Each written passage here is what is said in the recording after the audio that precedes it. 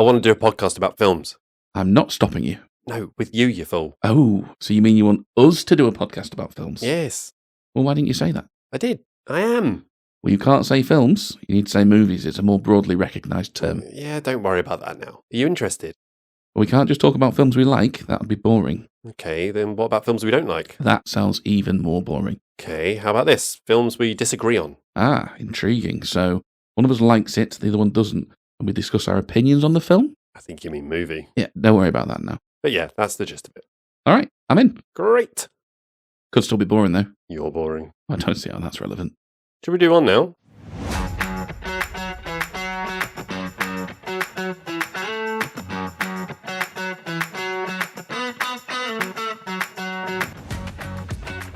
Hello and welcome to Movie the Needle, a podcast where two complete amateurs haphazardly dissect a film that one of us likes and one, well, not so much. My name's Simon and I'm joined by my good friend Carl, and we'll be explaining our opposing viewpoints and seeing whether we can movie the needle for one another. This week, we are discussing Richard Curtis's 2013 romantic comedy drama, About Time.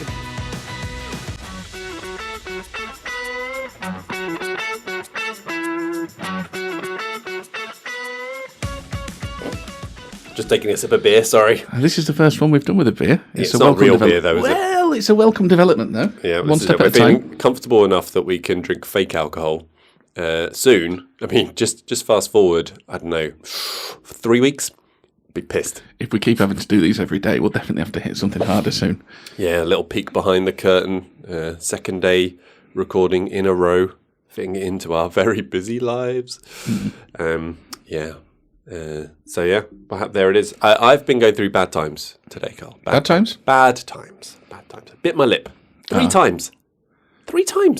Yeah, is that because it had swollen up and then you couldn't stop missing Why it? did it happen in the first place? I don't get it. And it's Yeah. the most painful thing. Yes, ladies, that's right. It's the most painful thing. Why does it hurt so much? And why does it happen? I don't understand it. But yeah, so now I Were feel you like... trying to say juxtaposition again? No, I wasn't. I was not. But no, I did the thing where I was like, oh, my, I'm going to look in the mirror and this thing's going to look horrific. And you look in it and you're like, oh, it's just like a little mark on the inside of your lip. Why does it hurt so much? Anyway, that's me. What's new with you, Carl? What have you been doing this week? Not a great deal since yesterday, it has to be said. I have to say, though, I did manage to have a little listen back to the Tenet episode. Oh, interesting. I've not heard that one yet. Earlier today. And when we got into the plot discussion, you completely stonewalled that. I don't know whether you'd planned to do that before or whether you're just doing it on the podcast for lols. I think I genuinely tuned out. You completely stonewalled any discussion. And when you added in my meandering explanation, it made for some real objectivity. So I'm looking forward to this one today. Could that be a really good listen then? Is that what you're saying? Or I'm not sure about that. We'll see how it comes out. But yeah, we'll see how the plot goes on this one. Okay. So you watched any movies this week? I'm going to have to consult my letterbox because I really don't remember what's new this week. I've definitely finally logged a couple that I had watched. Let's have a look. So, Anatomy of a Fall. Have we talked about that yet? We haven't. Not on the pod anyway. I gave that a 9 out of 10 in the end. Lovely. Yeah, very good. Liked it a lot. I think maybe Confess Fletch I reviewed from last week. I'm not sure if we've talked about that one. Is that the one with the world famous pint drinking? World famous pint drinking? Oh no, that was another film I'd never heard of. What's Confess? I don't know. I like the sound. No. That was Ice Cold and Alex. Oh yeah. Confess Fletch. No, that rings a bell. Why do I know John that? Hamm. John Hamm. Oh, we were talking about this because it was previously done, same character, different actor. Chevy Chase. We were talking about Chevy Chase. You called him something weird. It wasn't Chevy Chase. Oh, I mixed him up for Steve Martin, I think. No, it wasn't that. Was it not Steve It was some Martin? random name. It was just like, that's not it. It doesn't matter. Anyway, the only thing I've watched is Back to the Future Part 3 this week, continuing the education of the 9-year-old of classic 80s/90s films. How do you think it held up? All right, as well as I think better than the better than the second one, Right. I would say. Yeah, it was all right. It doesn't touch the first one. It's been a long time since I've seen those, I think. I would watch them. I would advise you watch them again. They're good. They are good fun. You can be sometimes a little disappointed, I think, with adult eyes, I think is the difference. I remember rewatching the Indiana Joneses. Oh, yeah. And I still like them. And I really liked them as a kid. But they just seem much more of a drag these days. You sort of the runtime really hits home. The thing when I rewatched them, right, was I think it was after I'd watched maybe Kingdom of the Crystal Skull or one of the latter ones, right? And I was like, this is a bit far-fetched. And Yes. like, I remember this being a lot more, Yeah, and it's lot not more at written. all. You look back, you're like, no, it's all just Yeah. completely mental. Yeah, it's really, it's really sci-fi, fantasy, kind Yeah. of off-the-wall stuff. See, I don't mind the Crystal Skull in so much as that it's definitely not worse than Temple of Doom. Temple of Doom is odd. Yeah, Temple of Doom's the oddest one. Yeah. I quite liked the Dial of Destiny. Have you seen that, the new one? I have, yeah. Quite liked it. It was all right. And Probably not necessary. I've seen that get a bit of criticism as well. And again, like you've just said, honestly, it's no dafter Oh, than any of the first three. no, and again, that was what brought it home when they're like, spoilers coming, when they like essentially travel Yeah. through a rip in space and time, Yeah. right? And you're like, well, this is a bit, actually, no, Yeah, it's yeah. all the same sort of, it's all the same sort of stuff. Yeah. So no, the new ones I think get a bit of unfair criticism in that regard. But what I would say is actually the originals are probably getting a bit more rose-tinted glasses treatment than perhaps they deserve. I still like them, but definitely not as much as when I was a kid. But yeah, not rewatched the Back to the Futures yet though. So Well, put it on your list, your ever-growing list. it's a long list. Before we move on to the film, we wanted to add in this section, didn't we? Have we got any apologies or corrections, legal or otherwise? Oh, God, we must have. From Tenet episode or earlier, in fact. We must have. I mean, I can think of several off the top of my head for you. That you kept in? To many Any nations, nationalities. of the world. Yeah, fair play. Yeah, I'd like to apologise to the world, the United Nations. All of them, I apologise, but it's going to happen again. Let's face it. Yeah. No, the problem is being so far behind on editing. I've not replayed our mistakes over enough yet to realise what we should apologise for. The only thing I had written down was that I have a feeling I may have dozed off at some point during your explanation of the basic / really complicated intricacies of Tenet. Oh no, So, you definitely struggled with the basic bits. I mean, I did, yeah. Yeah. But no, I said they're basic for you, really intricate for me. Oh no, you're I'm intelligent, honest. Yeah, exactly. I know I'm not coming across that way, but I no, do. absolutely not.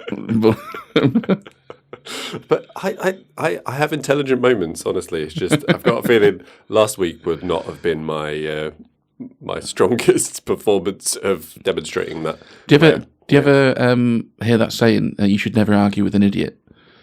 Because they'll bring you down to their level and beat you in experience. That was what I felt like last week, because I sound like an idiot as well on the podcast. Oh, good. Well, Yeah. that'll be a good one. Well, hey-ho. Well, maybe we'll just really cut it down. It'll be a solid 10 minutes.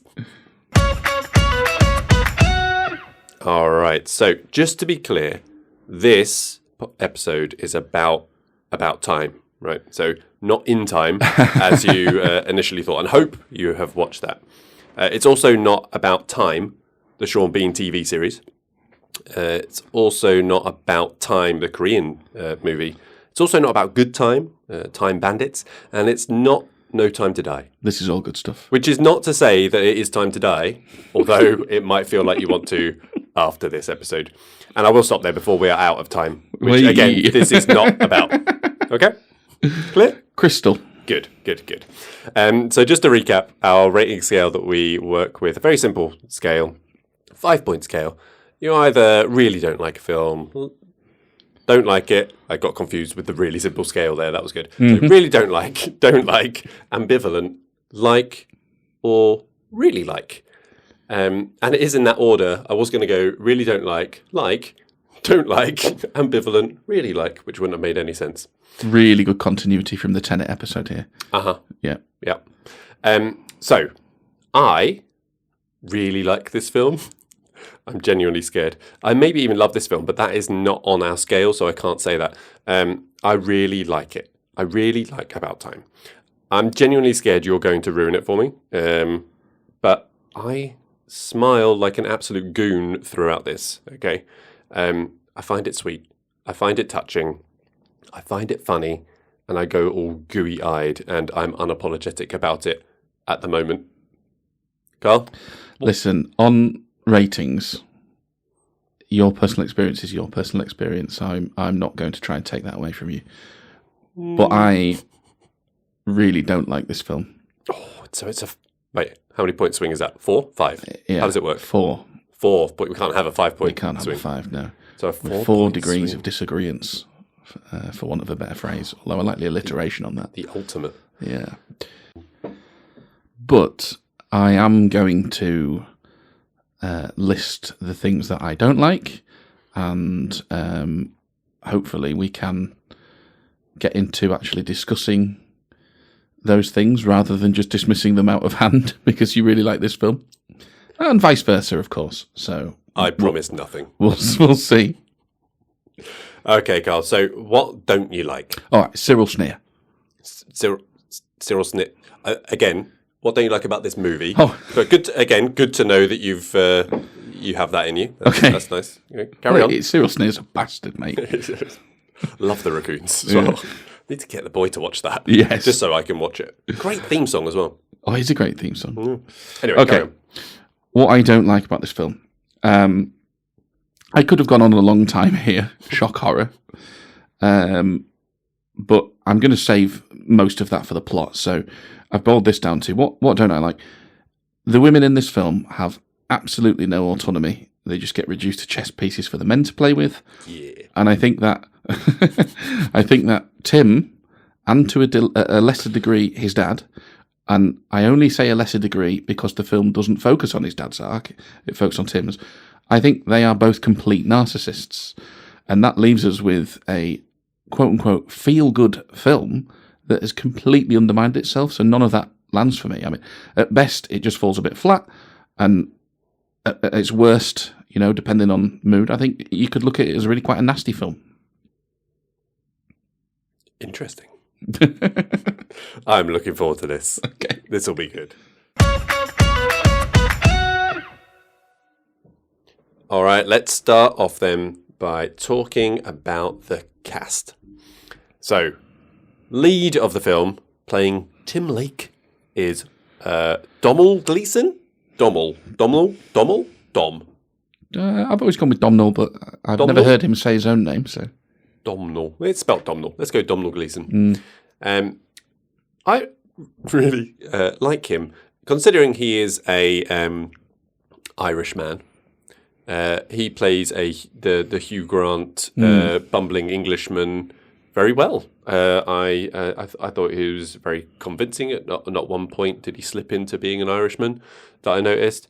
I thought there was very good subtle acting moments in there as well. So the bit that sort of stood out to me, because I very much recognised it, when his first child is born, right, and he gets past the baby and he's just like, oh shit, what do I do here?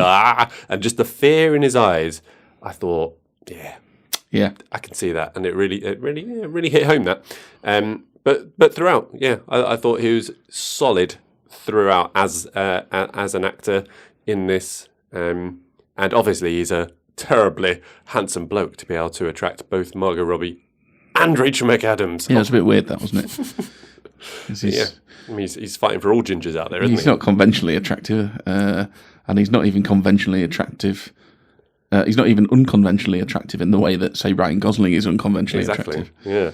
Yeah, weird one. I like Domhnall Gleeson too, and I have also written down that he does a really good Hugh Grant in this movie. Particularly the voiceover, I thought. Yeah, he's great. I mean, I can't say I've seen loads with him in. I don't think I've seen him with his voice, unless he does his voice in Black Mirror. Is he Irish in Black Mirror? I've not seen Black Mirror. He might be American in that. I'm looking forward to when we go through the filmography of Donald Gleeson. It was an issue. Yeah, it was an issue. When I looked down these films, I was like, yeah, I like him too. Let's stay with the men next, because fuck me, the film does. Wait. Bill Nighy, I mean, never not good, is he? He's great, isn't he? Yeah. Again, yeah, like name a film that you go like, oh, piss off, Nighy.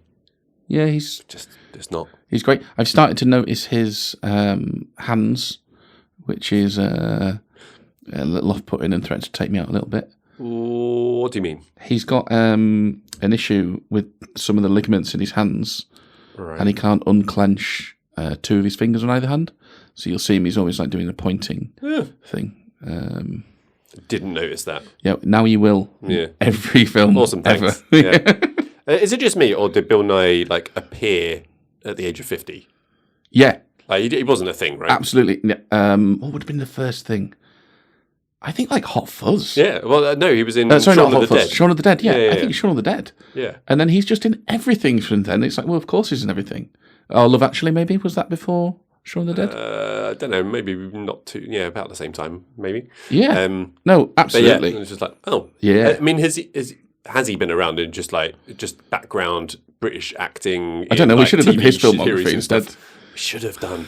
We still can. Yeah. There's still time. We're not at the end of the episode yet, and we can frantically Google. It's also not live, yeah. Yeah. But yeah, Bill Nighy, love a bit of Nighy. Yeah. And I think as in the part that he is playing of this, like, he like fakes the whole like aloof dad thing, but actually is just like the most loving parent. Like, clearly gets across to me like the whole how much he loves his family, his kids, and he really plays the man who clearly has all the time in the world, quite perfectly. He's always relaxed. He's always chilled out. He's not in a hurry. He's never rushing around. He's never see him going upstairs and coming back down again, going, oh shit, where's my hat? Oh, he's a pro by this point. Exactly. And I thought there were some really nice parts that he did as well, with when he was like observing Tim's interaction with the Margot Robbie character, where he could basically just be going like, dude, chill out. He's just like looking, eye rolling, looking at him going like, oh God, what's he doing here? That thing of this, I just want to be able to step in and help this fucking idiot. But yeah, anything negative to say about Bill Nighy? No, I mean, plenty about his character, but not about Bill Nighy. I mean, let's go for the female lead. I suppose she's not a lead character. She is the main female character in it, though, with Rachel McAdams as Mary. Two Marys in the film, as they go on quite a bit about. She's definitely the more attractive Mary in this. I do love a bit of a McAdams. Big fan. Again, I think I've liked her in everything I've seen her in, to be fair. And she, again, is a time traveler's wife. I don't know if you've seen that film. I haven't seen it, but isn't she in like 3 films in a very short space of time? Where she's a time traveler's wife. Yeah. What's the third one then? I'm not sure. I haven't seen that either, but... I'm going to have to... Oh, wait, no. Is it Midnight in Paris? Is that time traveling? Yeah. Yeah. I mean, she doesn't... She's in it. Yeah, but she does travel with you. Yeah. Maybe that was it. Maybe. But you're a fan of Midnight in Paris, right? I like Midnight in Paris. That was a very fun film. Yeah, I think her performance in this is up there with how she's doing. Your point of in the intro that it's a very male focused film. It's very much through the eyes of the male characters. Well, here we have our first real disagreements there, right? Because I thought she was absolutely fucking useless in this. Really? Now, a large degree of that, and I found this difficult to separate, is because her character is, as I said in the intro, stripped of all autonomy, and she's like a cardboard cutout in this film, right? She's so flat, and then they have her doing ridiculous things like she's so desperate for male attention that she will abandon leave of her senses and do silly things the moment she gets a compliment. Now, well, like agreeing to meet the stranger who seems to know everything about her and hang around with her and things like that. They have her be like remotely suspicious, as she well should be in these exchanges, and then immediately just go, "Oh wow, but he called me pretty and he liked my fringe." It was and her just friend, to abandon be it. fair, that convinced her to give him She's a shot. absolutely gagging for a compliment, mate. But as I say, that's not really her fault. You just overlooked a little bit of the part of the film that you just made the point, though, that it was her friend, No, she's honestly, Vanessa she's Kirby character. gagging for a compliment all the way through. She has no sort of what's the word? She's really insecure. Yeah, she admits she's insecure. Yeah. And that is what they use to define her entire character. There's no rounding out. Now, I think that is the fault of the film, first and foremost, right? But McAdams just does nothing with that. I just find her doing absolutely nothing with that. And the two people I'm going to suggest when we get to changes, I think are like genuinely good at doing quirky, because a lot of the dialogue on this and a lot of the fun is supposed to come from those little quirky exchanges of dialogue, right? Yeah. And I can think of two people that do that a lot better than she did. Oh, well, you're right. It is a part that we disagree. I felt very much engaged with her character when they were interacting. Like, I thought they played off really nicely. It was very natural. There was a part of that sort of resistance to it initially that gets overcome by the power of love. His temporal rehypnol. Here we go. Explain. Go on. No, we'll get to that when we get to plot. It's just a tease, is it? Yeah. Well, I mean, I think it's fairly obvious, but there you go. I look forward to hearing the full explanation. That's. I mean, they are the three main characters, right? That is I would say so. Largely built around his relationship with his wife and the pursuit of love, and the pursuit of or the journey with his father and the relationship with his father. That's very much the focus of the film. I actually have some thoughts. Again, maybe this fits better in the production. I mean, spoiler alert, nearly everything I've got to say on this film is in the plot, and to bang the "we are complete amateurs" drum once again, some of it may well have been better sitting off in the production, because I think there is an interesting discussion point on the film's structure. So maybe we'll put a pin in that and talk about it in the production. But the only other character I called out was Harry. Yeah. And I think Tom Hollander just absolutely smashes that out of the park. Brilliant, isn't it? He's absolutely fantastic. Just a little angry. Have you read as well. Tom Hollander's column that he did for, I can't remember which newspaper it was, but it was one of the big dailies. And it's like a day in the life of thing. And they get celebrities to write these day in the life of things. And they nearly always come across sounding like these condescending, out-of-touch twats, right? And Tom Hollander's is just a work of art. And it is exactly as if Harry has written it. He's generally one of those people like you see and go, I want to be mates with you. Yeah, he would be, He'd be brilliant. Hoot with Tom Hollander. It'd be amazing. One of the best stories that I heard him tell recently was that he received a paycheck from Tom Holland. That's right, yeah. It's like it's more than he's ever been paid for this one. It wasn't even a whole paycheck. It was just like a portion. So they have the same agent he did for or a something. Spider-Man. Yeah. And he got paid. It's just like, I think this is for the other guy. He's great. And the thing is, like, he plays pompous gits, right? But he's so self-aware, and that is part of his charm. And like you say, you just think, oh, it'd be great to be friends with him because he has got that self-awareness. Fantastic. Really good here. The way he's like delivering some of his lines in this, where it's just like a monologue that just goes on, like where he's describing the actor forgetting his lines. He's just going. He's almost like running out of breath. He's just like speaking so much and so fast, and then he just ends. Yeah. And his cutaway line that he had with when Tim sort of comes to the house for the first time and he's showing him to his room and he shows a picture of his daughter and he's just like, well, you can sleep there if you like. Yeah, everyone else has. It's just the delivery of it's brilliant. Oh, he's brilliant. Yeah, he's really good in this. He is actually though one of a few characters that I've managed to come up with a potential recast for. Okay. Not that I would do it, but I think who else could have done it? Yeah. So we get into the minor characters now. I'm just going to like run through a few, see if you've got any thoughts on any of them. and I'll do the same. So, the sister Kit Kat, Lydia Wilson. Any thoughts? No. Nothing? One of my least favourite characters in it, but I mean, bland, and I'll just restate that for all the other female characters in this. All right. Joshua Maguire as Rory, the rather dim kind of best friend kind of guy. He was fine. Work friend. On brand for the mood of the film. Yep.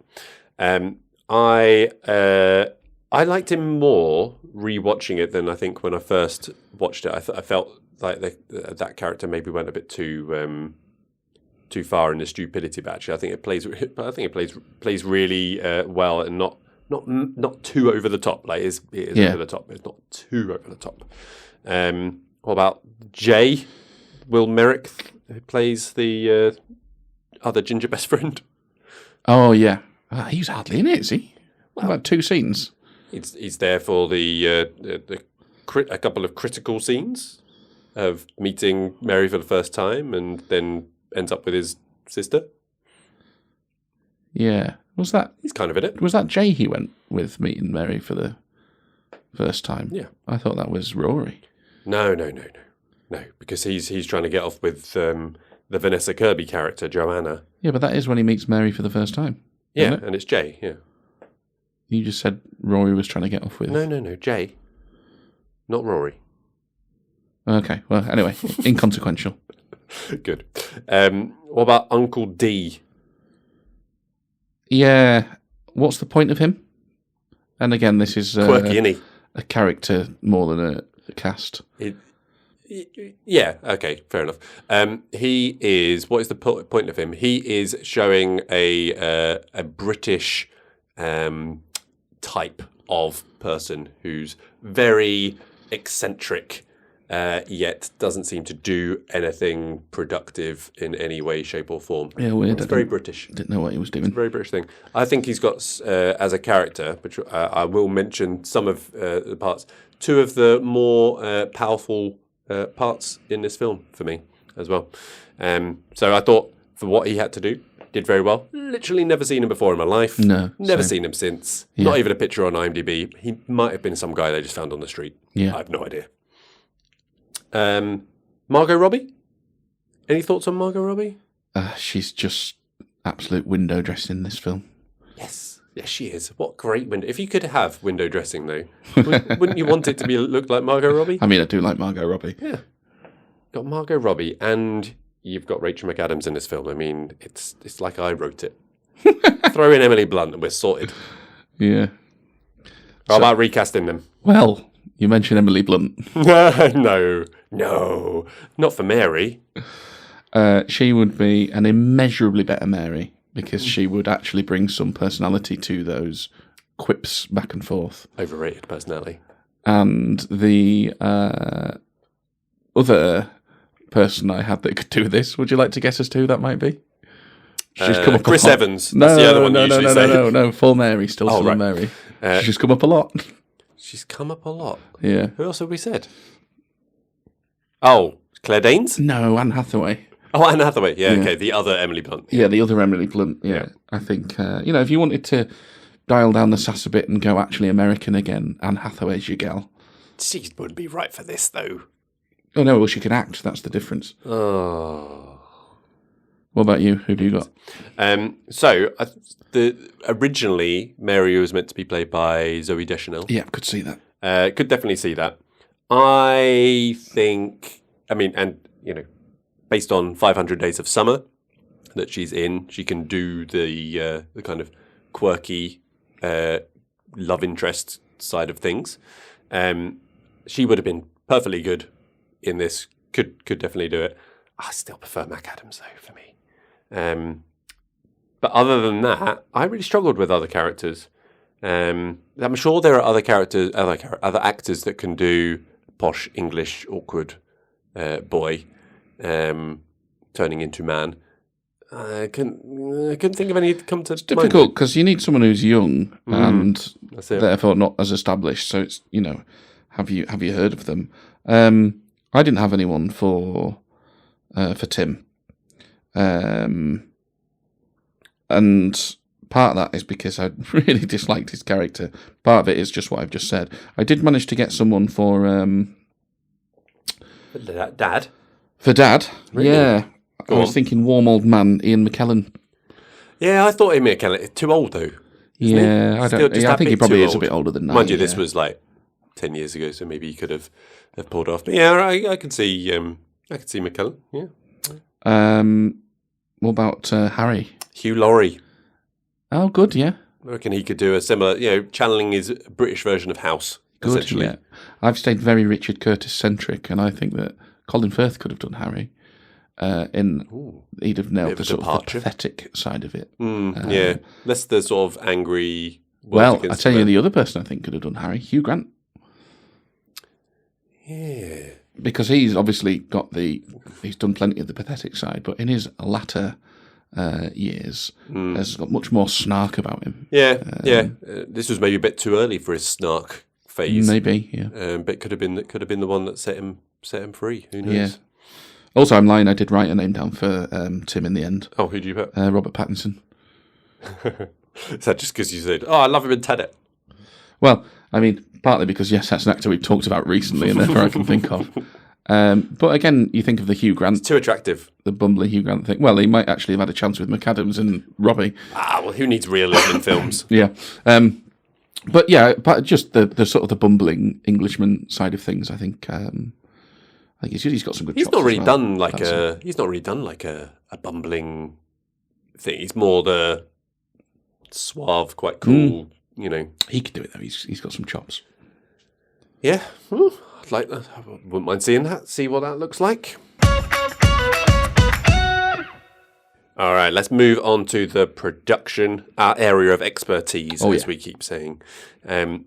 So the first thing that stood out to me was, God, they make Cornwall look good, and that they even make London look good. Which, good lord! Now, come on, Cornwall's making Cornwall look good. Cornwall was awesome. Yeah, I mean the whole castle on the hill, which is, they live in. I mean, it's essentially a castle.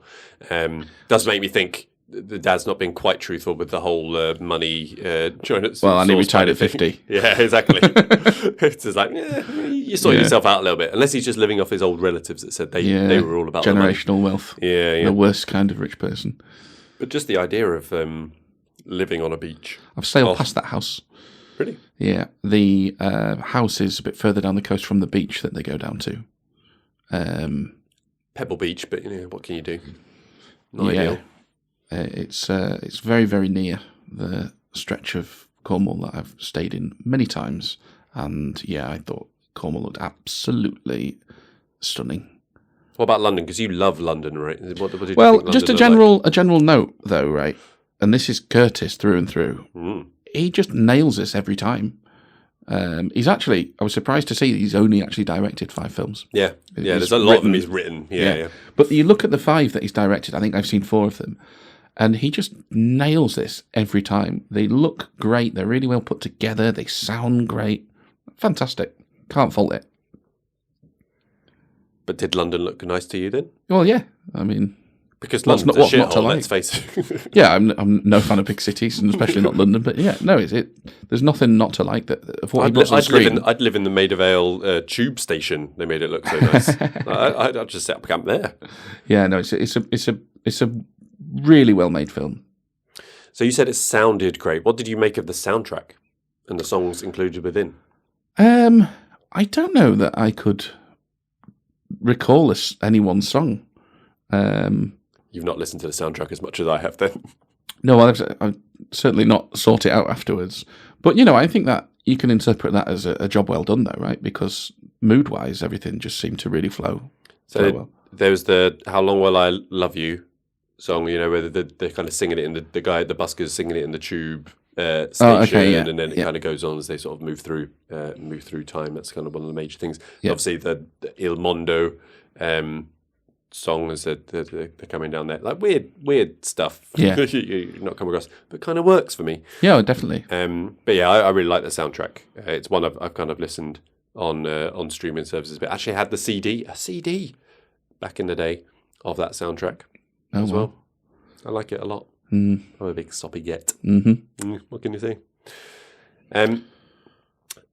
Kind of in production, voiceovers. Oh yeah, Where do you stand on voiceovers, Carl? no strong feelings. Interesting.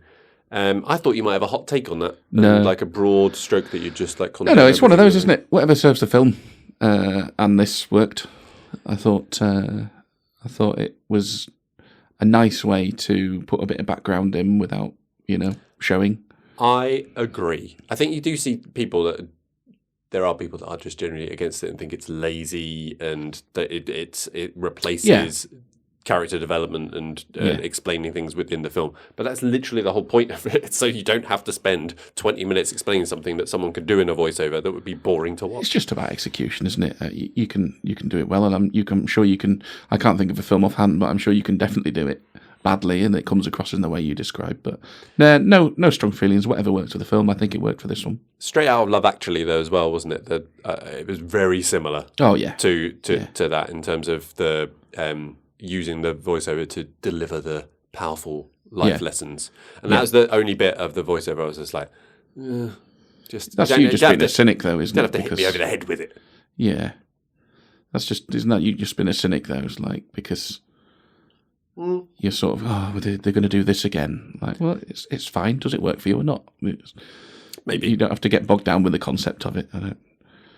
Maybe. I thought it was effective. So my other production point, which we touched on earlier, structure. I think that there's an interesting bit in here because you've mentioned how it's about the relationship father-son. And I don't think that comes across at all until the third act. I think that it's pretty clear the way they've set it up. Right, you've got three defined points. You've got, and I think you can probably, if I'm right, you can probably figure out how this film was pitched and made. He's had an idea for the end bit, right? The message he wants to deliver, the father-son bit. Yep. He's had this quirky idea for a plot device, the time travel. And that's the third act and the first act, respectively, that section. Yep. We're introduced to time travel. And then the second act is, well, how can I get from A to B? Yeah. And that is the romance. Because for me, this completely sets up to be a film about that romance. Yes. And then veers away from it completely, and you go, oh, that's what it was about. I do actually agree with that, that does go missing in the second act, as you wish, as you say, that it very much switches the focus entirely to his pursuit of love, and it's more his dad is setting him up on that journey with the initial kind of explanation of how he can time travel. But I mean, he obviously checks in a couple of times throughout that, and it's not overly developed, but just the repetitively coming back to the table tennis parts, and at the start as well with the skimming stones on the beach. And it's clear it's like they've done it as a thing over time. It comes across to me that it's like he's 21 at the start of this film, right? Like that's a lot of time that they've spent already building that relationship. It's not overly stated. And then he kind of goes off, and as with life, you leave your parents behind, and you're then no longer the center of your universe for that period of time. And it's only towards the end of the life of your parents, or when you move into that next phase of life where you've got children, you become a father. That actually, and personally for me, definitely find this, that you always find that reconnection and rebuilding a completely different relationship as part of it. So I thought that sort of reflected real life quite nicely, that in the second act of your life, you do separate from your parents, and it's not all about that. Well, I mean, the reason I bring it up is because we talked about this film ages ago. Yep. And we were obviously like surprised to learn that we had opposing viewpoints on this, because I'm of the opinion that once you've noticed a couple of really obvious things, I think, but obviously not, You think a lot of things are obvious that I don't get, though, so I think this might be a common thing. I'm of the opinion that once you see that, it just absolutely strips the heart out of everything. You didn't see it that way. You saw it as this father-son thing, and I completely didn't get that. I would have never have said that on first watch. Now, on second watch, which this was for me preparing for this, I see that, and it completely passed me by in the first watch through. But I'm watching it, and I saw it as being very formulaic, and in a way, not in a positive way, but I think you can take that second act being really just a device to get from point A to point B. You can take that as something of a defence as what I think the real problems are with this film, because it's not really about the thing that annoyed me so much about it. That was just I think, somewhat shonky, if you're going to take this reading of it, plot device to move from A to B. So therefore, the problems with it aren't really a big deal. And although on second watch, like I say, I did get the father-son thing, by that point, I'm so out of it. It's lost on me. You said, a bit ago, you didn't cry at this film? Like, well, no, because I didn't care about either of these people. I was dehydrated after this film. Well, fair enough. The only other thing that I've got listed under production, and again, maybe it's not, but the mechanism that they use for time travel, and in that I mean the use of the sort of heartbeats and the sound of it that sort of triggers the thing. I quite like that as just it's a very sort of simple little trigger to know that that's what's happening, that's what's about to happen, and I quite liked it. Oh, it's nice. You raise a good point, though. Let's talk about this as a production choice rather than necessarily in the plot, because I think we're both going to agree on this anyway, as is our general approach to films. The time travel as a concept, how do you feel about it? It's just a device, right? That's it's not trying to be hard sci-fi. Yeah, and I'm there too. I read a lot of reviews on this to try find my own opinion in better words, as I do. Yeah. And too many of them were hung up on that. Hung up and destroying the film based on the contradictions of the... And I think that's... You don't need to do that. It's not the point. And I have shown that I don't understand time and time travel at length in the previous episode. And as soon as I start to try and think about it, I get very confused, and I think they keep it simple enough in this that, you could probably definitely pick holes in that it doesn't make sense. It breaks its own rules that it sets out and stuff like that. But it's not the point. It's not the point of this. I agree. And this is where we came on Tenet as well, wasn't it? It was just like, well, you don't need to. Understand it. I was like, but it feels like it's asking me to. This doesn't ask you to understand the intricacies of it, and you don't need to. No. So Tenet didn't either, but you were insistent on trying to. And then holding it against it. That's it. Yeah. I was half expecting you to do that just out of spite for this one. Yeah. No, that's just why it's wrong. Look, I'm with you. It's not important. I do have a plot hole that I want you to clear up for me later. And I won't be able to, as we proved in No Country for Old Men. I suspect that might be the case. I suspect that might be the case, but we'll give it a go. But by and large, it's just a device. It's fine. Yeah.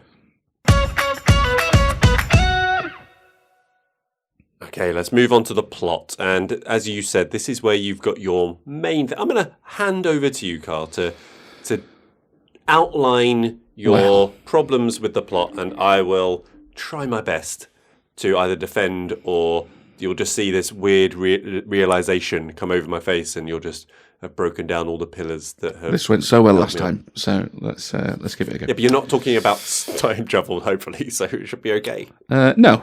Whew. So, my main problem with this film is the lack of autonomy for the women. Mm-hmm. And you think autonomy for women is good? Is this what we're saying? You're a support of this? I think it's necessary. Let's put it like that. Necessary? Yeah. Brilliant. No. So my main problem for it is that now the inevitable defence to this film is to say we don't have to have a feminist agenda. It's not that deep. It's a feel-good film. my problem with that is what they create in this film. No relationship is equally consensual in this film. None of them. Because they're not on equal footings. Like, the men have that use this have a significant advantage over the women that they are essentially manipulating, right? Now, that's even true of Dad and the son, right? Because Dad, who we learn at the beginning, is eternally available, Yep. right? And we have lots of good things to say about. Mum was a bit different, busy, right? Straight out the gap with her. Yeah, fair enough. Right. So there's no doubt that I'm sure they have a great relationship, but it's not built on an equal footing. Now, does Tim care about that? No, he doesn't. And he certainly doesn't care when he learns about the gift and has it himself, right? He gets it. Right. He'll say, of course you would replay every day with me, so we get to spend more time together. Why wouldn't you do that? Yeah. Mum didn't have that, though, did she? So you had a bit of an advantage over Mum when it came to forming that strong relationship with me. So you have this thing and you have this theme all the way through the film. So I really despise these utter narcissists at the centre of this film that we're then supposed to feel for later on. So I find myself sympathising for that whole second act, which you could argue is just simply a plot device to get to the last bit, so it doesn't really matter. I find myself sympathising with all the women and being really upset that they've been manipulated all the way through. And then we get this nice cuddly story at the end. Right, right, okay, yeah, this is what it was about. Okay, so you're going to have to walk me through an example of manipulation. Now let's start with his manipulation of what turns out to be his wife. Explain how he has manipulated her. He doesn't like Kate Moss. He uses a line that she has given him to trick her into liking him and thinking, wow, this guy's got something to say. So that is not a fair exchange. They are not on equal footing there. But in the defense of that, this is after, in his timeline, right, where they've already fallen for each other, right? Without the trickery or cheating of any kind, right? When they meet in the restaurant, they have that legitimate experience of meeting and falling for each other, exchanging numbers. They're both very keen. They're going to agree to call each other, and it's only when he has to go back and can't do the same thing that he then uses that to be able to essentially get his foot in the door, so he wouldn't have been able to. All of these points are going to come back to this same fundamental principle, right? That is not a defense of the manipulation. That is you saying it doesn't matter. That is you saying, yeah, he manipulated her, but here's why that doesn't matter, because they'd have fallen in love anyway. That is you saying, I want to ignore all of that because, hey, fate, let's just enjoy the ride, right? Now, I am not going to sit here and tell you you're wrong for feeling like that. That's your experience of the film. That's how you want to consume it, and that's fine. But you can't have it both ways. You can't say, oh, well, I'm going to defend him manipulating it. You can't defend him. He did manipulate her. You're just saying it doesn't matter. That's not the point. I'm saying it doesn't matter. And I don't know. But he did manipulate her. He used knowledge that he had to form a bond. He's gaslighting her. It's the straight-up dictionary definition of gaslighting her. Oh, explain gaslighting. Well, it's where you convince somebody of something. You manipulate someone into convince somebody thinking something about something. So he convinces her, he manipulates her into thinking that they've got a bond, right? Because of a mutual love, almost to the word. Well, actually to the word, I think, isn't it? It is to the word. Did I say Kate Bush? I meant Kate Moss. You did say Kate Moss. Oh, I did say Kate Moss. Oh, I was thinking Kate Bush then for a second. He convinces her of something that would have been an error, wouldn't it? You know, of a mutual love of something with a view to them having a connection, right? That is manipulation. That is gaslighting. He is manipulating her. You can't say, well, in defence of that, you can say, yeah, he did do that, but here's why it doesn't matter. That's a different thing.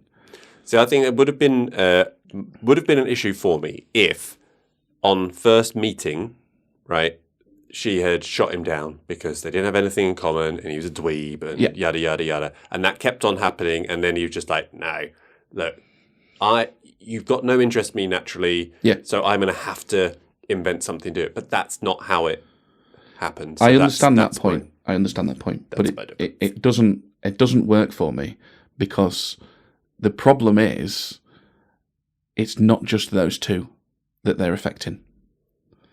It's everybody around them as well, and there's no thought given for by Tim at any point for how those around him are affected. It's all about him and his universe, right? And the very first, I don't know. I disagree with that as well, though, because the very point at which after they've fallen for each other, and then he goes back and essentially blots that out. What he's trying to do there is help other people that are around him in Harry to bring him the success that he feels that he deserves. And for me, he could have gone back and gone, sod it, that's ruined my thing. I can go back to before that, and then I can just go through exactly the same thing with the meeting in the restaurant. Fuck Harry. Who cares? I could just go back and do that. But he doesn't. He makes his life a lot more difficult by having to keep Harry successful and then have to re-meet her in no, he can't do that. Why? Because when he flipped back and then moves forward, he changes the future, which he then reverts to, right? So he's destroyed that future. He's on a different path at that point. He can't do that, and that was the plot hole I want you to just clear up for me. We can go back further. What do you mean back further? We could go back further to before both of those points happened, and then just continue on that timeline to have the exactly the same date with going to Jay to that restaurant. No, it doesn't exist anymore, that timeline. But before it does, because it only bifurcates at some point in time, right? Yeah. I've got a whiteboard here, Carl. I'm going to draw. I know we're going to need to get that out. Go on. What's the plot hole then? Well, the plot hole was around the baby. Oh yeah. Because it's made out that once you've gone back and you've wrecked a future, you can't then have that same future again. Yeah. Which is in contradiction to what actually happened then, because he did go back beyond conception with Kat, which is what wrecked his future. He goes, "Oh, hello, little boy." Yeah. And then he speaks to his dad, right? Yeah. And then his dad goes, "Oh no, you can't do that, mate. I should have said about that." Yeah. Knew there was something. And so they settle on this idea that they go, you can't go back past the conception, right? Yeah.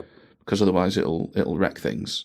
But then he does manage to go back past the conception and still fix it so that he can have the right baby again. Yeah, I mean, and this is where we get into the mechanisms of it, and you kind of for this. You I don't. Okay, it's not about the mechanism so much. It's just he fixes it somehow by traveling forward which is actually his past because it's already happened for him because time's not linear, Carl. Well, time's not linear. No. Help to remind you of that.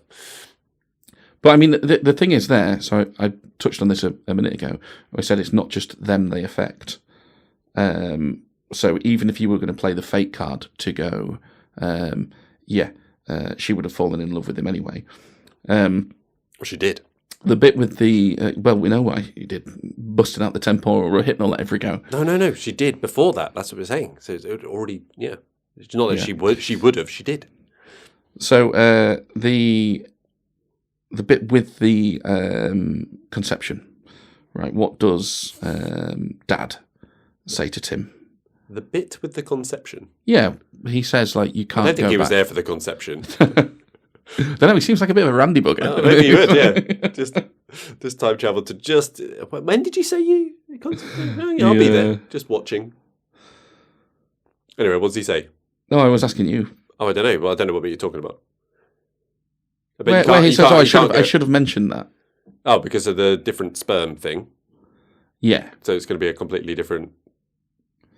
But his line is, I think Tim says to Dad. Tim says, "I can't go back before the birth, can I?" He's realised it, right? And then Dad says, "Oh no, I should have explained." Yeah. And then he gives him the conditions in which he can go back and still have the same kid, right? And Shonky mechanism and possible contradictions of their own rules aside, Yeah. right? He now has a way in which he can go back or a limit, and he can still have the same thing he wants to have happen to him. The bit he misses, right? Because by this point we already know that Tim screwed it up a bit, went back a bit far, and wrecked his future. The bit he misses, what he should have said is, "Oh God, yeah, I should have explained. You can't go back at all because every single time you do, you risk somebody somewhere else having the wrong child, having a different child." And they've got nothing to do with that. And that is the defence of which the entire thing is propped up. Yeah. They wouldn't know, so it's fine. So it's fine that the relationships aren't consensual. It's fine that they're not on equal footings. It's consensual. Because they wouldn't know. So it's fine. And that is the pillar on which you have to buy into if you want to enjoy this film. And once you fall the other side of that line, it wrecks it. See, all the time travel in the world can't make someone love you. Yeah, and they throw that out as if it's a disclaimer, and really it's alluding to, no, you'll have to manipulate them as well as use the time travel. You don't have to manipulate. We've already proved that they fell Well, he did, in love because he before. screwed up his future and then had to manipulate her into trying to recreate a previous future that he had. Oh, you've lost me. Yeah, but again, you've just fallen into doing the same thing again. Is that you're trying to defend the manipulation, so you don't have to manipulate her. He did have to manipulate her, but your defence of that can only be, but here's why it doesn't matter. You can't say he didn't have to manipulate her. He did, because he screwed up his path, wiped out their meeting with him, right? And then they had to manipulate her to get her back. He did have to do that. You can think that doesn't matter. That's fine, right? That's not where I am with it. But he did have to do that. And okay. That's what the whole second act of this film is. And that is, I cannot get past that. All right. Do you want to go for another bit you're disliking? Well, there's some bits that I like, and we should talk about those too. Let's. Because there are some funny ways in which they use the travel as well, right? Mm-hmm. The bit with the lines in the play. Yep. Him going back and then teaching the wrong guy. Teaching the wrong guy the lines. You know, that's quite a funny bit. That was his last role in that film as well, Richard Griffiths. Oh, was it? Did he die after that? Yeah. Oh, yeah. They do. I mean, the sex scene. Putting aside how he gets to the sex scene and all that goes into that, the sex scene is quite funny because she says that line at the end, right? It's like, "Oh, is once enough?" Yeah. I don't think you've been fair. You know, that's quite funny. That's good. I thought you might have a problem with that. Well, I have a problem with how he got her into the sack, yes, but you know, taking the joke for what it is, that's quite funny. And then the bit where he's trying to woo Margot Robbie again. Oh, but yeah, when he goes back. Oh, you're going to go speak to her? Best let sleeping dogs lie. That's quite a funny. It was quite dryly delivered. I thought that was probably his best line in the film. I thought it was quite funny. Yeah. But you know, those light-hearted bits were done quite well. Again, you know, Richard Curtis's films, they're always good at that. They're good at playing those sort of laughs. See, the bits, I'm going to get onto some of the bits that I liked, just to put something more positive out there. So I don't think that the Tim character is by any means perfect. Not at all. He fucks up. He feels the prime example of that is on right early on with his New Year's Eve party thing, where he shakes the hand of the girl who's just all she wants is a bit of attention and a kiss, like throwing herself at him, and he's just like, oh, "You're not Margot Robbie. I'm all right. It's a bit too ordinary for me. I'm waiting for Rachel McAdams and Margot Robbie. Thank you very much." But he feels like shit, right? And he says he wakes up, he feels ashamed and stuff. And when he does have the chance to go back to that point, he makes a different decision that is to the benefit of other people, not just himself. We have to talk about this because this is, I think, a really good example of how differently we're seeing this film. I have that written down as well. I have it written down as a negative. Why? Because he didn't go back for her. No, he didn't go back for her, no. So he had the opportunity. He could have gone back for her if he genuinely felt bad about it, but it's not about her. It's about him and how he feels. Yeah. And when he gets a chance to make himself feel better, incidentally, because he went back for a different reason, he went, go on, I'll give you a kiss. Right? And he does that mutually exclusive. He you does can make someone else feel better and yourself feel better. It doesn't have to be. It's not a zero-sum game. Yeah, but he didn't go back for her. No, he didn't. Yeah, he does another thing with Harry when he knocks on the door and Harry loses the idea. He says, I've just lost the best idea I've had. It would have been the easiest thing in the world for him, once he's been shown in, to go in the cupboard, go back half an hour. He's just being dramatic, though, isn't he? And go, yeah. But this is the problem with Tim. Yes, he's not perfect, and I'm not expecting him to be. But it'd be pretty exhausting having to try and fix every single thing for every single person. Well, we can come on to that as Tim learns the lesson.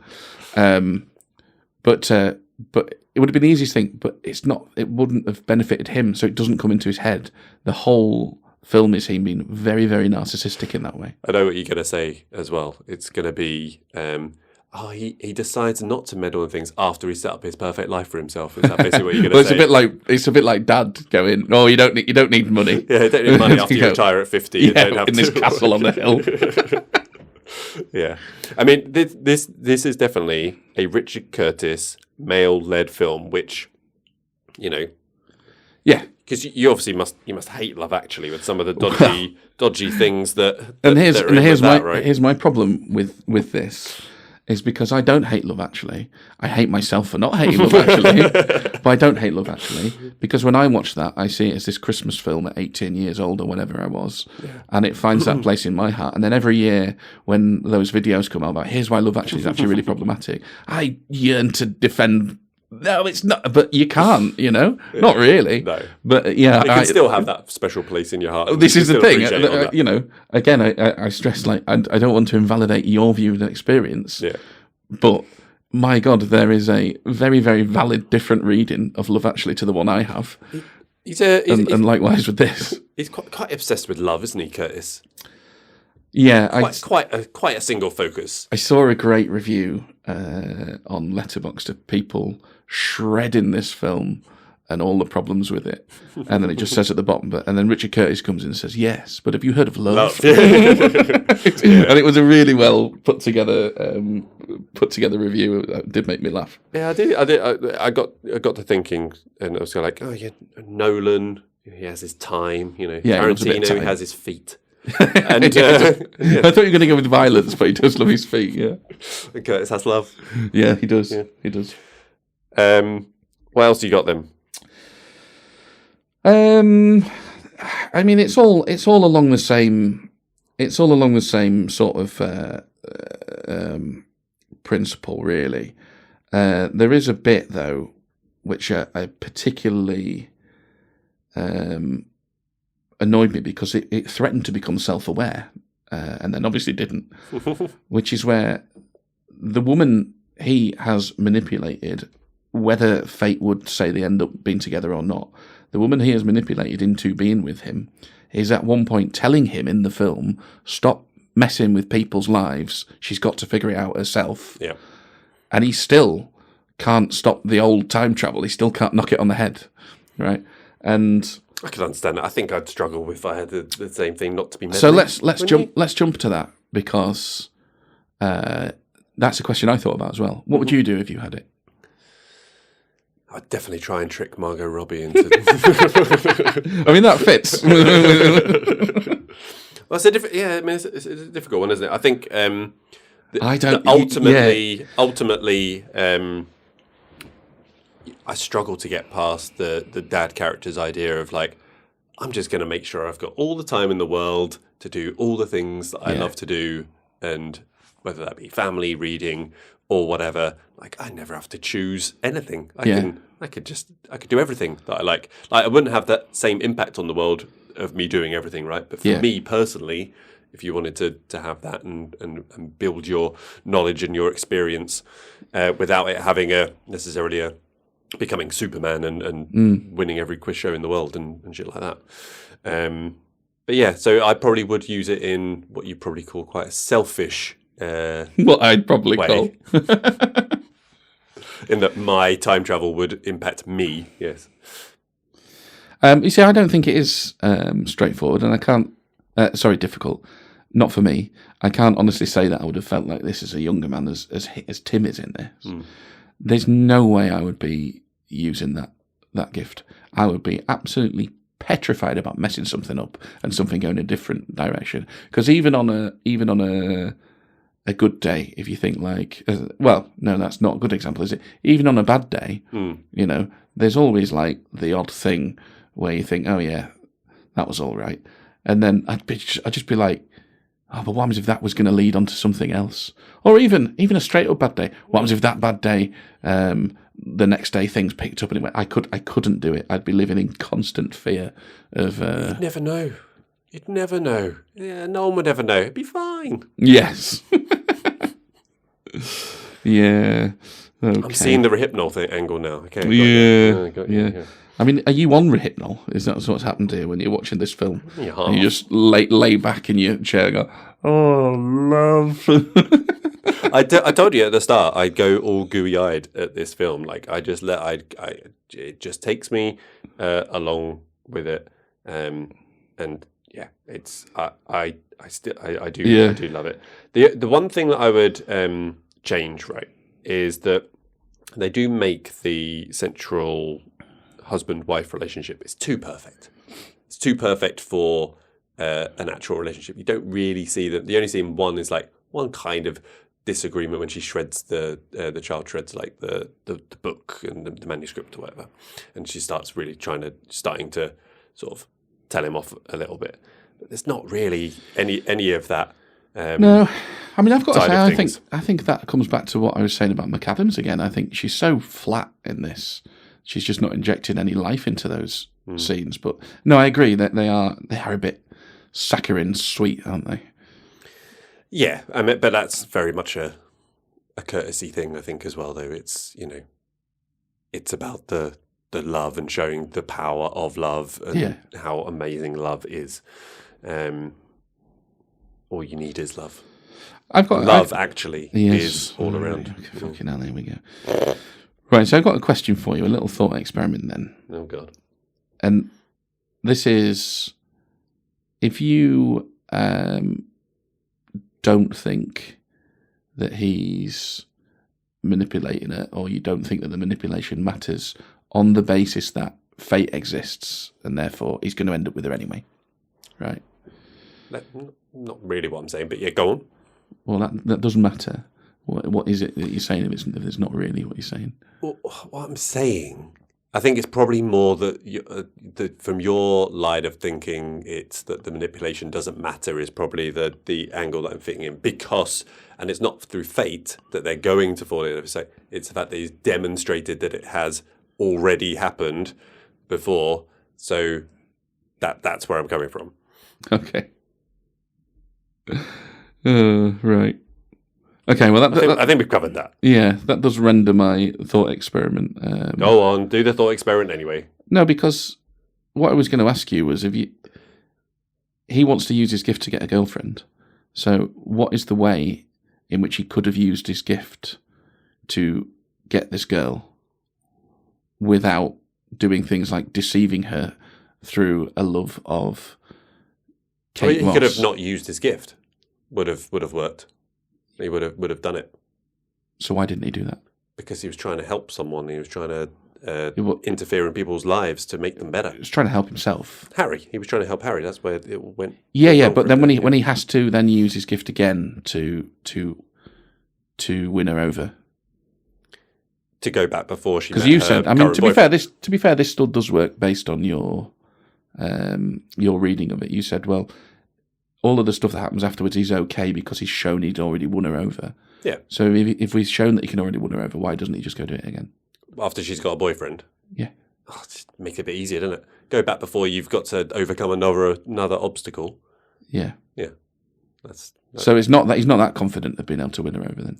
He's confident that he has been able to, that he has in the past, that it happened, that they are meant to be together because they've fallen for each other in a very natural way, and he wants to recapture that. But he can't recapture that without screwing over the Harry thing. So then he goes back to a point in time that he can essentially manufacture a similar encounter. Well, now I know that you'd have no film without him using his gift, obviously. But I'm just It saying, wouldn't like, be called About Time either. It'd just be called a bumbling man goes on a love story or whatever. Yeah. Love incidentally. About Tim. Yeah, about Tim. Very good. That's why it'd be a bit about Tim. I mean, it is about Tim. It is about Tim. This Yeah, movie. I mean, most films are about someone, a character. Yeah, I know that they're we'd called have, the protagonist. yes, you would. I know that I you'd mean, have no. most times they give them actual name as well, but you know. Well, it depends on the feeling of the film, doesn't it? I know that we'd have no film without that, but we're supposed to root for him, aren't we? This is the thing. So it's like, well, you're meant to root for him, but realise that he's making poor decisions as well. Like, I'm not a fan of the going back to fix Kit Kat with one simple thing, right? Like, she's got very complex issues and problems that she needs to work through and stuff. And on rewatch, I kind of forgotten how that had worked. But then it does show that you can't just go back and fix everything without the consequences with the child thing, which we've already talked about. As long as you don't focus too hard on it, it kind of works. So that's, as I say, he's not perfect. He's not shown to be perfect, and he does some questionable things, but not like, horrendous things. But anyway, sorry. What would you change then? If you were going to change anything? Well, I said that I'd make the relationship be shown that just because they are made for each other and they love each other and stuff, that there's still going to be shit between them, and that there's going to be moments where they fucking hate each other occasionally, but that it can be overcome. How are things at home? See, the only change I think that saves this film is to give the women agency too. So you're making your own rules up, right, with this time travel thing. Why he stopped short of giving it to the women, I've no idea, right? Because if you give the women agency too, you force the idea that they have the power to create their own universe. And actually that's already forced because his dad's got his too, right? And I think you need to give them that power. And I think not too far away from what you've just said. I think that he needs to really get hurt like irreparably as a result of this power as well. I know he accidentally erases his kid, but he's able to fix that. He's able to fix it, yeah. And I think actually for his character arc to work, he needs something that he can't fix. Like that directly hurts him for him to really, really learn his lesson. But I think you have to give the women agency, because that wouldn't fix in the universe that we're seeing it through, which is if Tim is our protagonist in this film, right? So we're seeing his universe and we move through it. That wouldn't fix. It wouldn't suddenly make them equal in that universe. But you could accept all of that because they've got that same power. They could go create their own universe if they want to. So then you could go, it truly doesn't matter that they have been, quote unquote, manipulated into being in this relationship in this universe, because they can do whatever they like in their own. And I think that's the only way that you actually really fix it. You should go further. Everybody in the world should have that thing, because, like I said earlier, who says they don't? You impact everybody, not just the people in these relationships with the thing. But you've got to draw the line somewhere. Who says they don't? Well, they do right at the start. Oh, no, they say they do. They say it's passed down for the male lineage of my family. They don't say... No, but they're very clear that the women don't have it. Yeah, yeah, true. But who's to say that there's not another family that's passed down through the female generation, and that this is all happening in the background, which is not the focus of the film, because you know what the focus of the film is? Love. Exactly. Yeah. No, I mean, to me, that's the only way to get it to land, because the way they get from introducing this quirky idea to what is the point of the film with the father-son thing, I find pretty despicable, because it's just not equal, and I think you need to redress that balance. So the bit I thought you might have mentioned is that neither of them tell their wives about it as well, which is just like, I mean, it's not lying. It's not exactly a nice open marriage relationship. No, that's a different thing. Open marriage is different, right? No, because that again, he has to front up and That'd be a good conversation to see. Exactly, like it's all Sorry, right though. What have you redone? It's all right, love, because we did fall in love for real once. Prove it. Yeah, right, exactly. Do you even like Kate Moss? Oh wow. Yeah, I like that one picture where she's topless with a cat. Yeah, they showed that. Oh, I didn't even list that in our gratuitous nudity. You know. All right, I got you, fam. Oh, good stuff. So just to touch, actually no. No, I'm going to say it. So I was going to say, there's something that Smoot. Are you coming out? What's going on here? What I have episode 8, I reckon. So the bits that really got me, and I kind of mentioned this, it was actually a couple of the Uncle Desmond things, and he's kind of, as you said, he's a bit of a pointless character. He's kind of there for like some gentle comic relief that kind of fits into this greater family unit, right? Yeah, it's a weird one. He's a bit of a weird. He's an odd fish, right? Intentionally odd, odd fish. But there's two moments, and that when the dad redoes his wedding speech, and then says he's only ever loved 3 men in his life, and he just mentions Uncle D, and you just see like just the reaction on his face was just. I thought it was actually a piece of brilliant acting, and really like it touched me.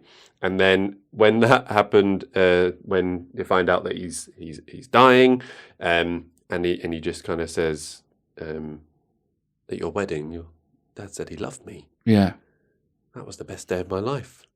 This is probably the worst. Yeah, and that got me as well, and the whole funeral day thing as well, as they're all just kind of moving through that day in a kind of semi-trance and just generally upset. No one's really knowing what to say, and I think Harry describes it as a hateful day.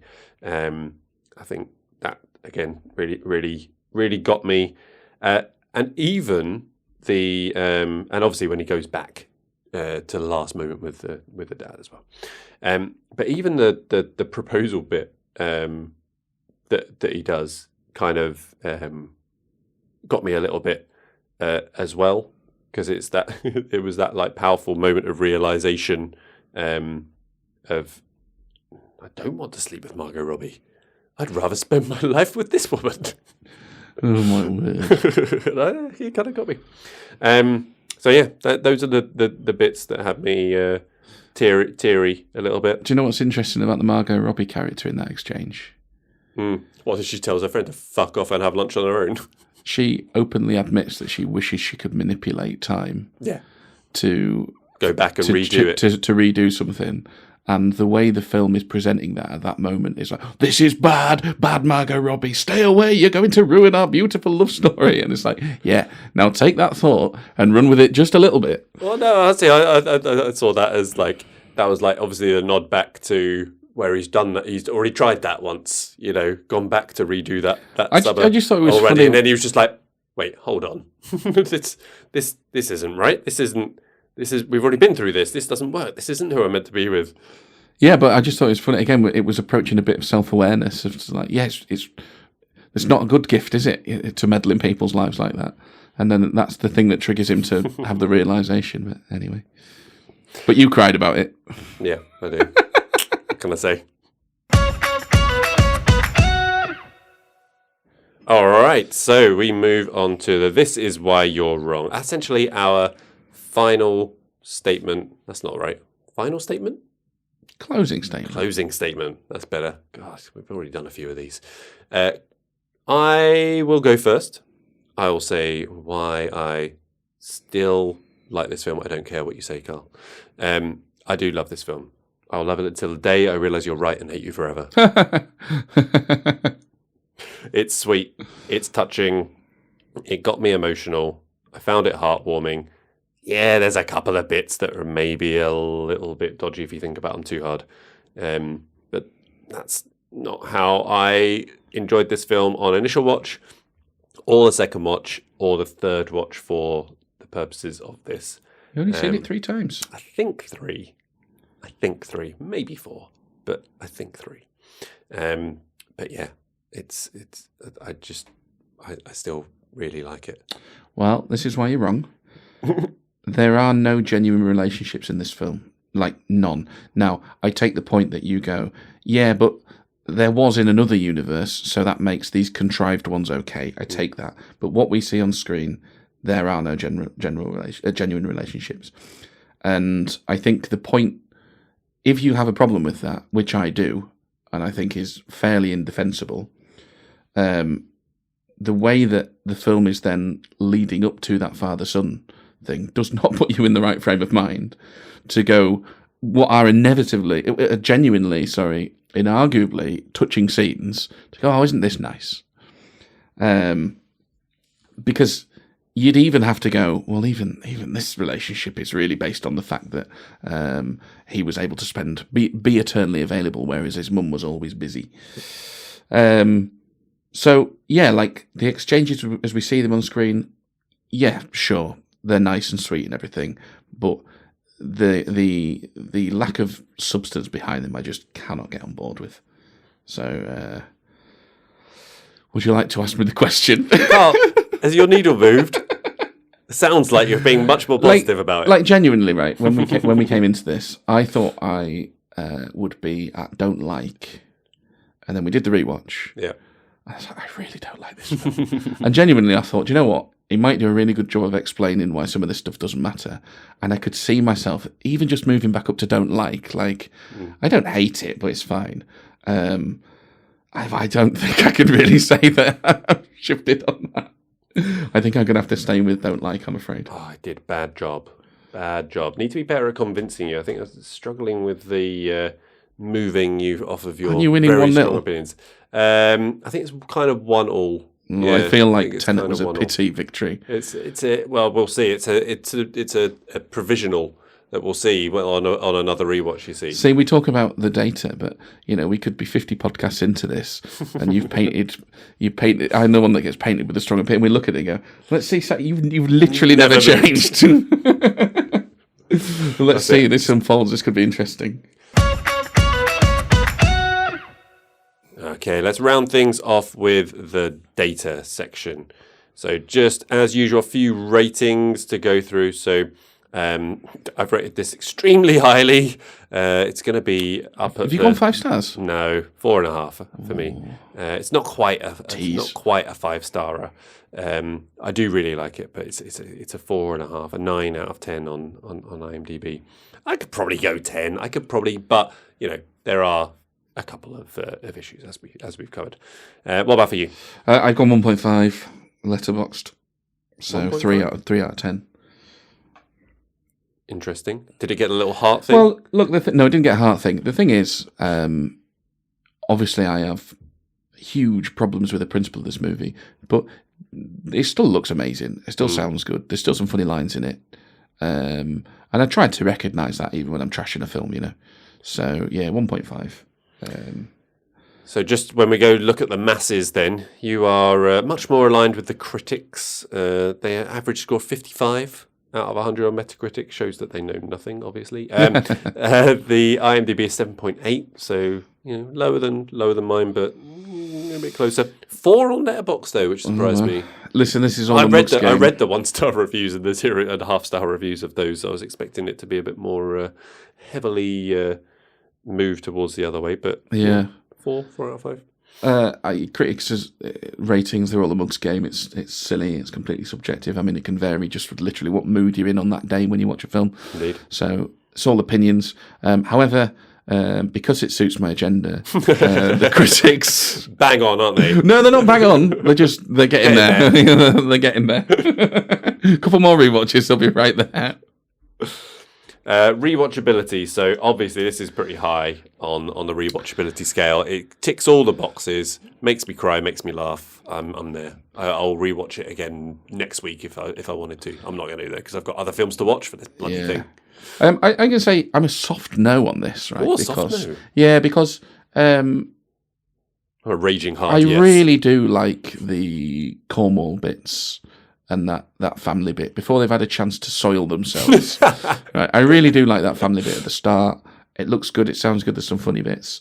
In the right mood, when I'm not going to get hung up on the fact that the women are absolutely second-class citizens, etc., etc., I might do. But yeah, it's hard to say yes when I have such big problems with it. Soft no.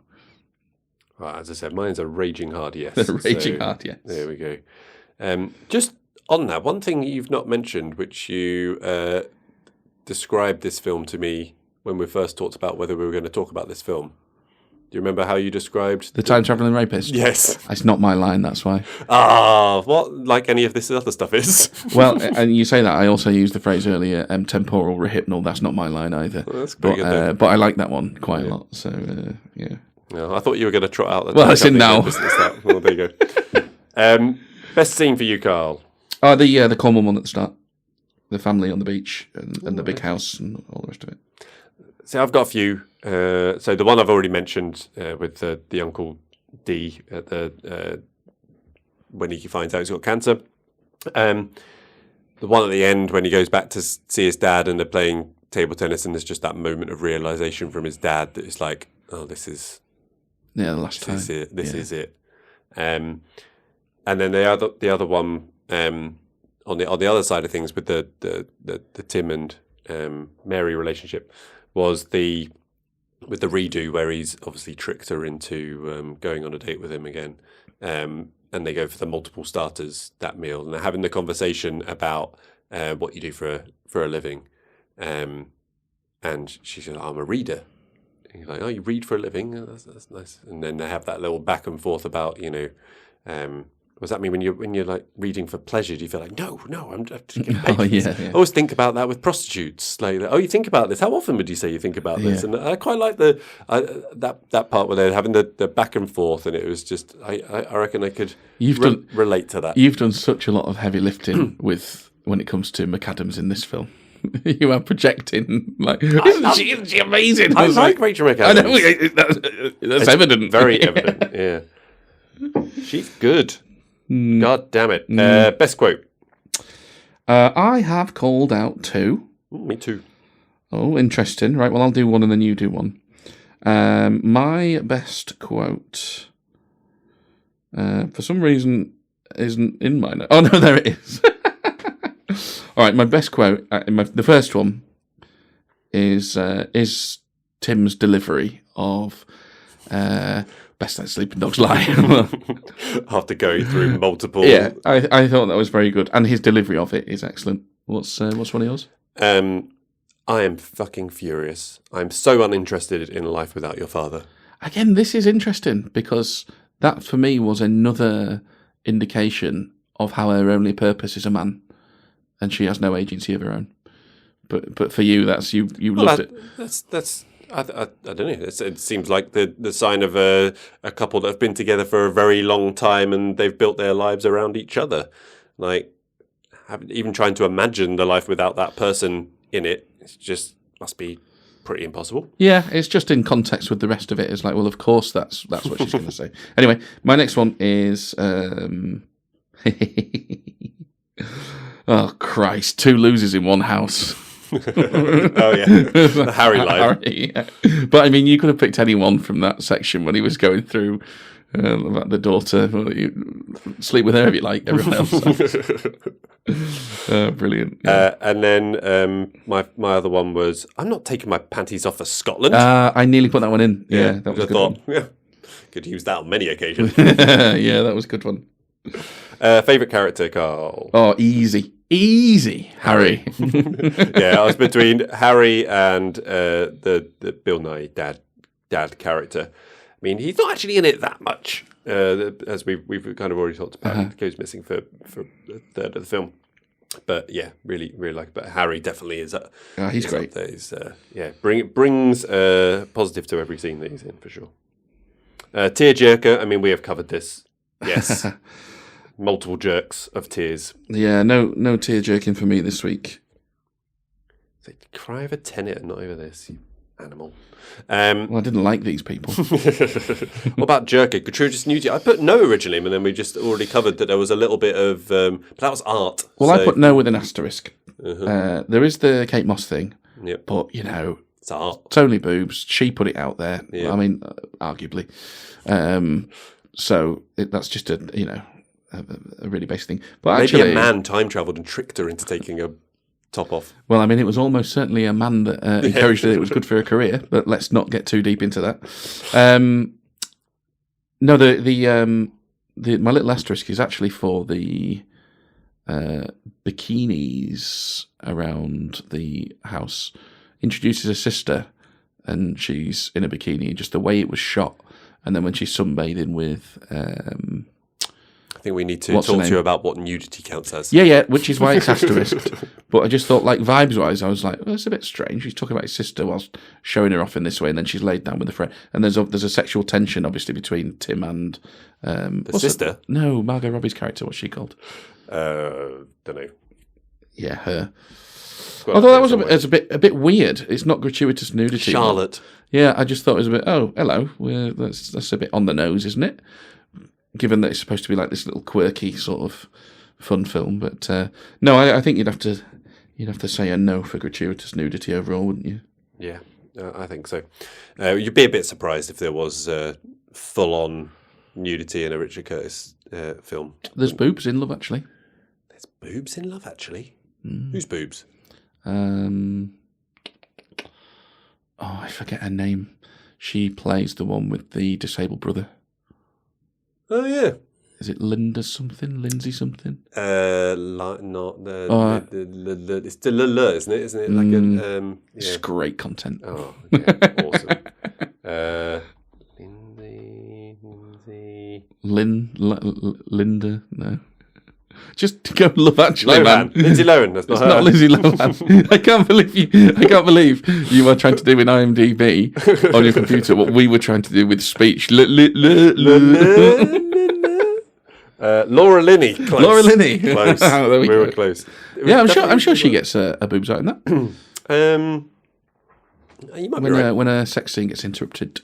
We've all been there.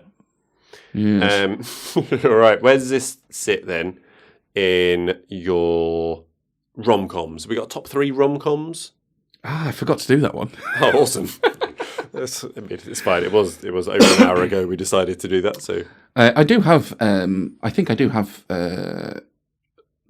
certainly 2 rom-coms that I like because I don't watch a lot of rom-coms, so they do stick out in my mind. One is, and anybody can rightly call out my hypocrisy on this, but one is Love Actually. Right. I think that's primarily because I take it as more of a Christmas film than a rom-com. That's where it sits for me.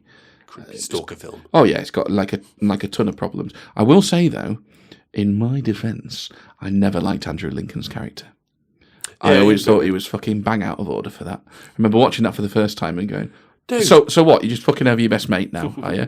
And she's just got all like, what's she going to do now? Is she going to leave him? Is she just going to be unhappy and stay married to him? So I always had that one. But yeah, so that one, and then a film I've watched very recently, Fisherman's Friends. Is that a romantic comedy? Well, it's certainly.